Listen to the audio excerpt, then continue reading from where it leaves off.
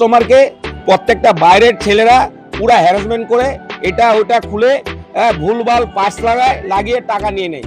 তারপরে আমাদের কথা শুনতে হয়। প্রবলেম আছে।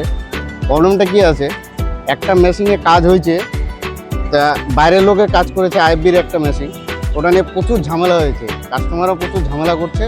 তো আমাদের অফিসে মেশিনটা আসছে, আসার পর দেখো কীভাবে কাজটা হয়েছে। এই যে আমাদের authorise service centre, authorise service centre, এই যে আমাদের অথরাইজ সার্ভিস সেন্টার। এই আমাদের কাছে মেশিনটা এসছে। এটা অ্যাকচুয়ালি আউটডোর যে মোটরটা ছিল এটা ডিসি মোটর ছিল।